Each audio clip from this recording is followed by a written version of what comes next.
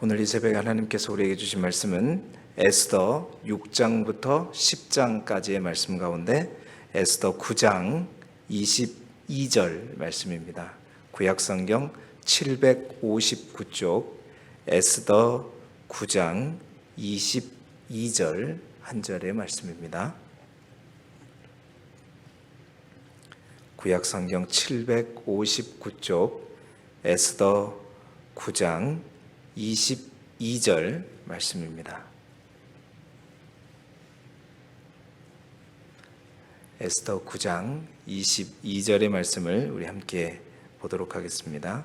구약성경 759쪽 에스더 9장 22절의 말씀입니다. 9장 22절 한 절 말씀을 함께 한 목소리로 읽겠습니다. 시작.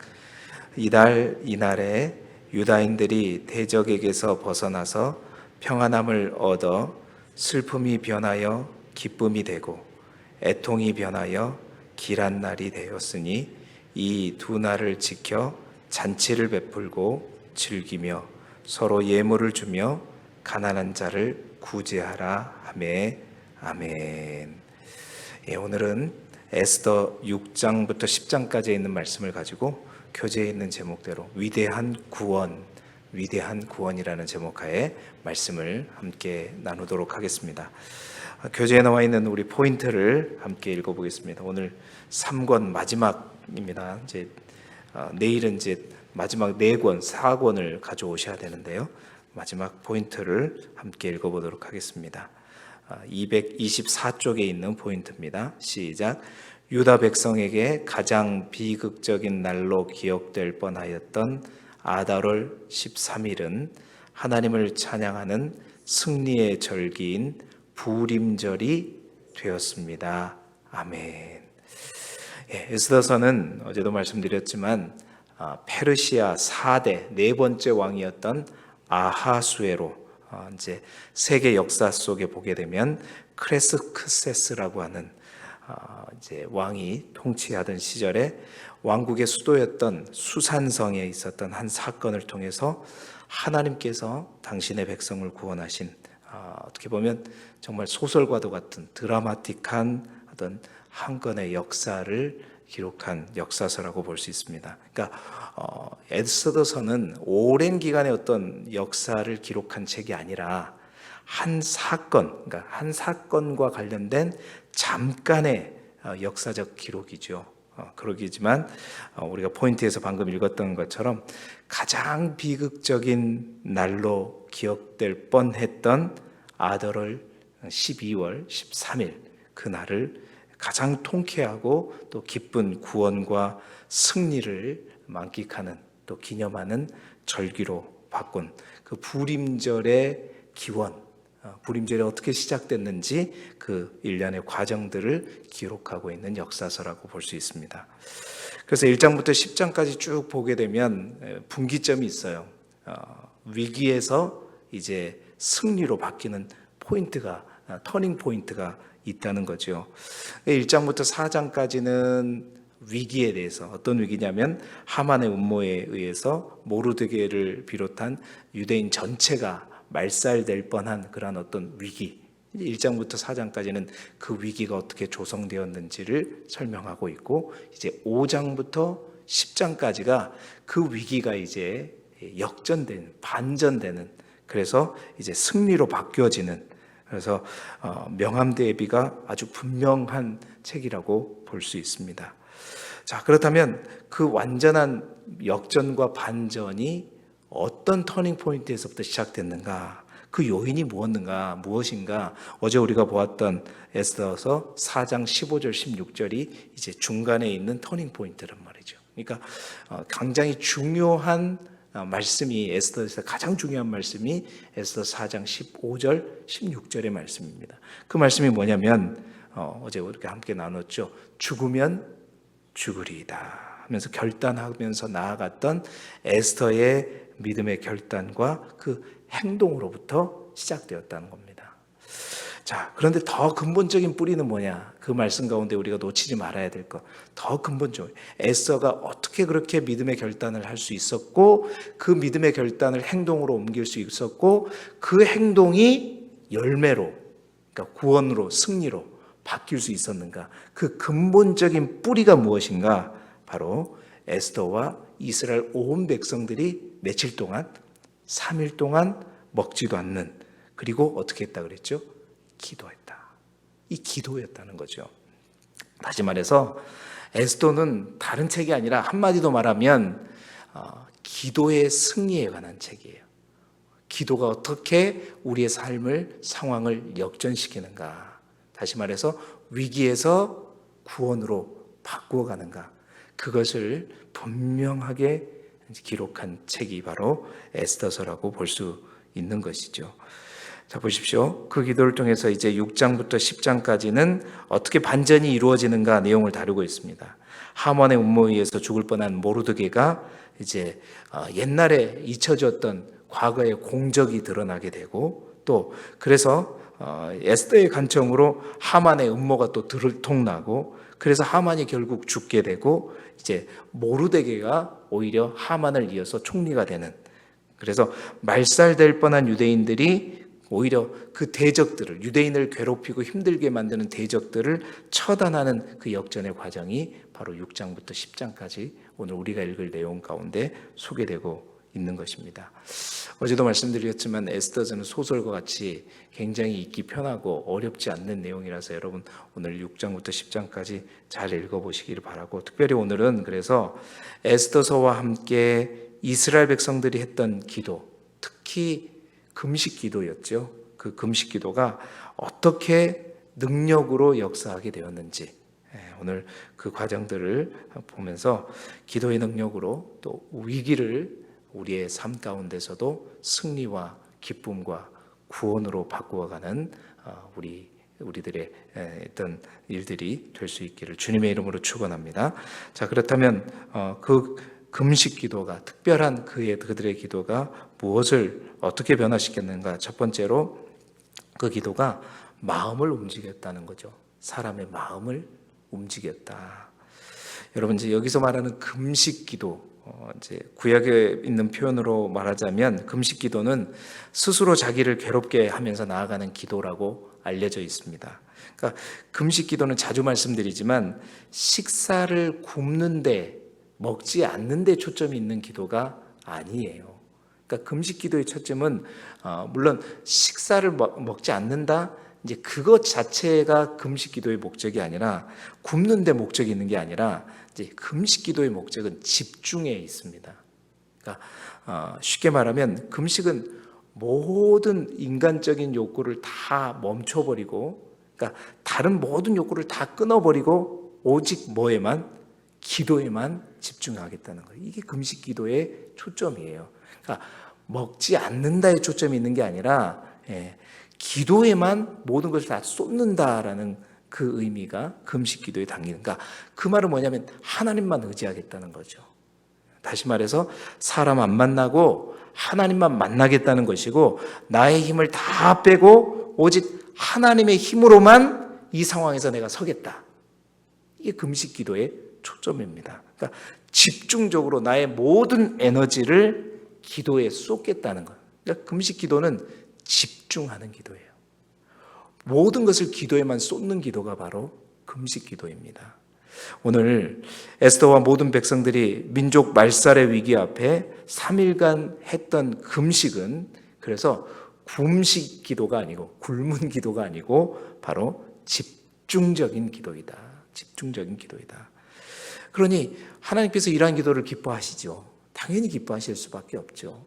그러니까 하나님이 때를 앞당길 수만 있다면 이러한 집중적인 기도에 의해서는 하나님께서 때를 앞당길 수도 있고, 하나님이 다 손안에 있지만 하나님께서 그에게 강력하게 응답받을 수 있는 기도가 바로 이 금식 기도요. 집중적인 기도, 모든 걸 다 쏟아 붓는 기도. 여러분, 우리 안에 이러한 기도가 시작되고 이러한 기도가 여러분의 삶 가운데도 반드시 있기를 주님의 이름으로 축원합니다. 큰 위기를 만났을 때, 다른 결단보다, 다른 움직임보다 이런 기도의 결단이 있기를 바랍니다. 그러니까 습관적으로 뭔가 힘들다, 어렵다, 위기가 찾아왔다, 그러면 그냥 우리가 평상시에 했던 그 기도보다 더 많은, 더 집중적으로, 가능하다면 심지어는 먹는 것까지, 모든 것까지 다 끊어버리고 하나님 앞에 매달리는 그러한 기도가 우리 가운데 있기를 소망합니다. 자, 그렇다면 그 기도가 가장 먼저 어떤 변화를 가져왔는가? 어제 읽었던 말씀이긴 하지만 첫 번째 그 변화가 뭐냐면 5장 2절의 말씀을 한번 봐보셔요.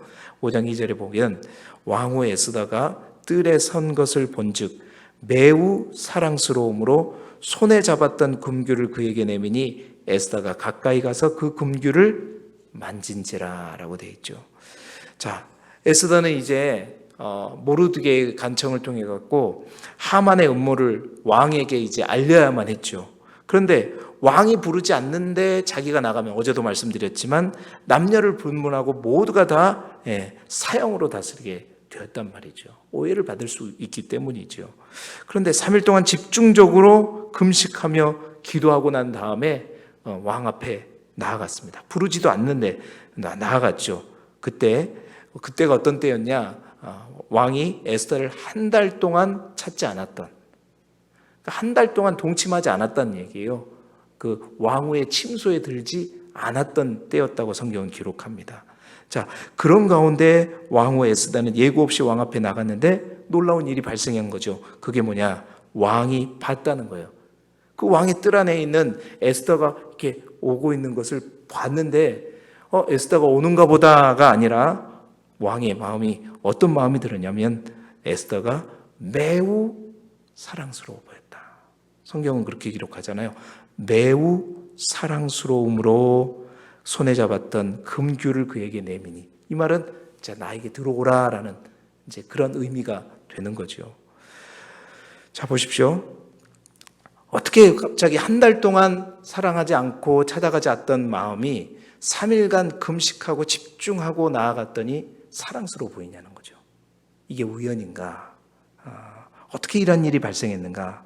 바로 하나님께서 왕의 마음을 움직이셨다는 겁니다. 뿐만 아니라 왕은 너무나도 반갑고 기뻐서 그 에스더를 맞아들일 뿐만 아니라 뭐라고 얘기하냐면 내가 너에게 나라의 절반까지도 주겠다. 결국 에스더는 계획대로 왕을 잔치에 초대할 수 있었고, 그런 일들로 인해서 이제 왕에게 바로 자기가 목적했던 하만의 음모를 말할 수 있는 기회가 생겼죠. 여러분, 어떻게 이것이 가능했는가? 어떻게 이게 가능했는가?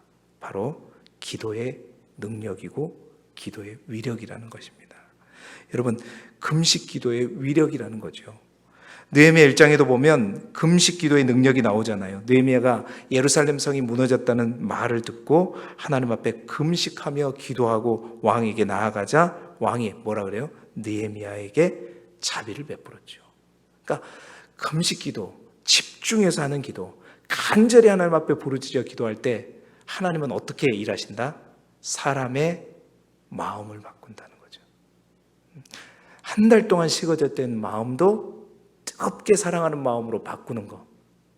여러분, 우리가 아무리 가서 설득한다고 그 마음 바뀌겠어요? 사람이 하는 것이 아니라 바로 기도와 그 능력을 발휘하고 그 기도로 인해서 하나님께서 사람의 마음을 움직인다. 여러분, 우리가 금식해서 또 간절히 기도하면 사람의 마음을 움직이면서 하나님이 역사하신다라는 겁니다. 두 번째로 기도하면 어떤 일이 일어나냐? 사람의 생각이 움직인다는 겁니다. 에스더의 초대를 받아서 잔치를 마치고 돌아온 왕은 잠이 오지 않았어요. 그날따라 잠이 오지 않아서 갑자기 신하를 불러서 궁중에 있는 어떤 실록을 읽게 합니다. 여러분, 6장 1절의 말씀을 한번 볼까요? 그날 밤에 왕이 잠이 오지 아니하므로 명령하여 역대 일기를 가져다가 자기 앞에서 읽히더니라고 되어 있죠. 보세요. 마침 왕이 넷이었던 그 이제 역대 일기 가운데 읽어주는데 왕이 넷이었던 빅다나와 데레스가 아하수에로 왕을 대적하기 위해서 음모를 꾸미다가 모르드게 모르드게의 고발로 인해서 실패했던 사건, 그 역사를 기록했던 내용들을 듣게 된 거예요. 보세요. 그래서 그때 당시 이 모르드게에게 뭔 상을 줬느냐, 뭔 상을 베풀었느냐 물었더니 아무런 상도 내리지 못하는 것을 알게 된 거예요.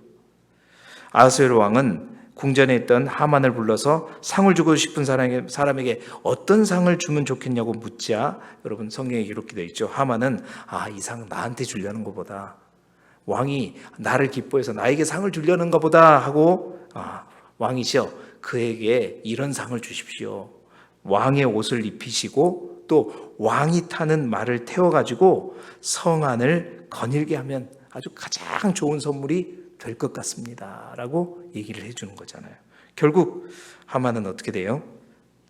그의 일이 자기 게 아니라 모르드게에게 주려고 했던 상임을 알게 되고, 하만은 자신이 아니라 모르드게를 말에 태우고 오히려 하만이 모르드게를 태우고 성을 돌아다니게 되는 이제 그런 일들이 일어나게 되고, 결국 하만은 모르드게를 죽이려고 했는데 오히려 어떻게 됐죠?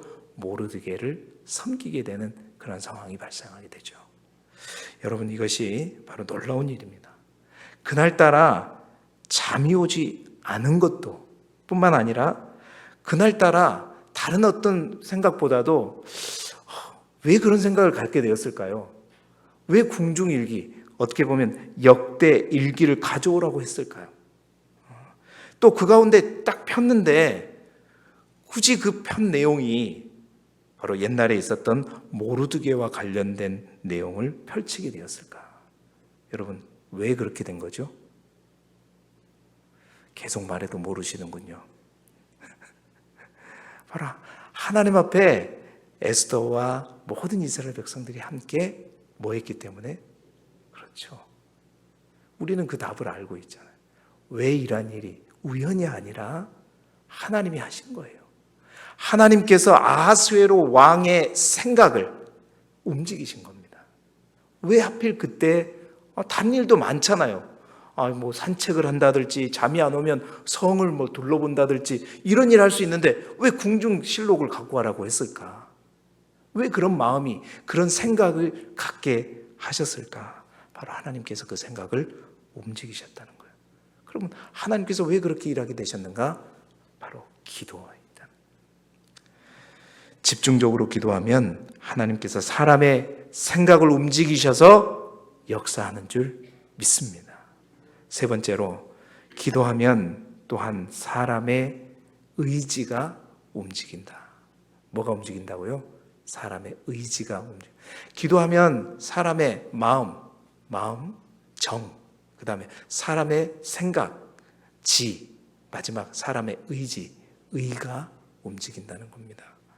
자, 두 번째 날에도 에스더는 왕과 하만을 잔치에 초대했죠. 기분이 좋아진 왕이 에스더에게 소원을 말하라고 할 때 에스더가 바로 그때 이제 하만이 듣는 가운데서 뭐라고 말하냐면, 하만이 자신의 민족을 죽이기 위해서 음모를 꾸민다고 고발하게 되죠. 그때 그 자리에 있던 하만의 반응이 7장 6절에 나와 있습니다. 여러분 7장 6절을 한번 보시죠. 7장 6절에 보면 에스더가 이르되 대적과 원수는 이 악한 누구이다? 하만이니이다 하니, 하만이 왕과 왕후 앞에서 어떻게 했다고요? 두려워했다. 자, 보세요. 하만이 이 말을 듣고 두려워했다고 성경은 기록하고 있는데, 여러분 우리가 여기서 생각해 볼 게 뭐냐면, 하만이 그 당시 어떤 존재였냐는 거예요. 무소불위의 권력을 갖고 있었단 말이에요. 왕 다음으로 2인자가는 모든 실세, 모든 권력을 다 갖고 있는 사람이 바로 하만이었어요. 그 당시 왕후가 뭔 힘이 있겠습니까?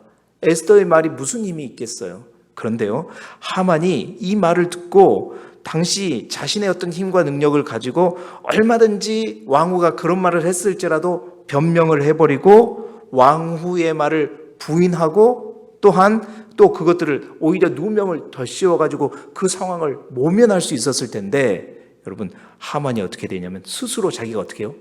두려워해버려요. 스스로 주저앉아버려요. 스스로 모든 걸 다 포기해버립니다. 여러분 어떻게 해서 이런 일이 일어났죠? 왜 이런 일이 일어나는 거예요 도대체? 왜죠? 또 물어봐도 또 모르네요. 바로 하나님께서 하만에게 두려움을 심어준 거죠. 왜 그런 일이 일어났느냐? 바로 그 시작이 기도에 있다는 겁니다. 바로 하나님을 일하시게 하고 하나님을 또한 하나님께서 하만의 그 의지를 뭔가 변명하고 뭔가 이 위기를 모면하려고 하는 그 모든 기회조차도 자기 스스로 포기해버리는, 이것은 바로 하나님이 하신 일이고 그 시작은 바로 기도에서부터 시작했다는 겁니다. 사랑하는 성도 여러분, 그렇습니다. 변명조차 하지 못하고 자신의 죄를 인정하고 말았던 거예요. 그러다가 7장 7절에 보면 왕이 이제 이 이야기를 듣고 나서 그래도 하만인데 고민을 하러 잠시 그 잔치 자리를 떠나갈 때 하만이 어떻게 해요? 왕후 에스더 앞에 딱 가가지고 엎드리면서 제발 살려달라고. 여러분, 하만이 이렇게 바뀌어버렸습니다. 그냥 제발 살려달라고. 그때 아하스웨로 왕이 이제 고민 끝에 딱 결정을 하고 딱 돌아왔는데 이 하만이 왕후의 앞에 엎드려 갖고 있는 것을 보면서 이제 더 화가 난 거예요. 그래가지고 8절에 보니까 뭐라 그래요? 이제 왕후를 강간까지 하려고 하느냐? 왕후 앞에서 지금 뭐 하는 짓이냐? 이렇게 하면서 결국 모든 진실이 탄로나고 하만은 자기가 준비한 나무에 오히려 달려서 죽게 되는.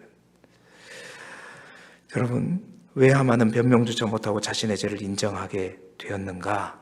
바로 금식하며 집중하며 기도한 하나님의 결과라는 것입니다. 그렇습니다, 여러분. 금식기도, 꼭 금식기도뿐만 아니라 우리가 집중해서 하는 기도는 놀라운 능력을 발휘한다는 겁니다. 우리가 기도를 통해 정말 모든 것을 다 죽이고 죽게 집중하면서 간절히 기도할 때 하나님은 사람의 지, 정, 의를 움직이시는 거예요.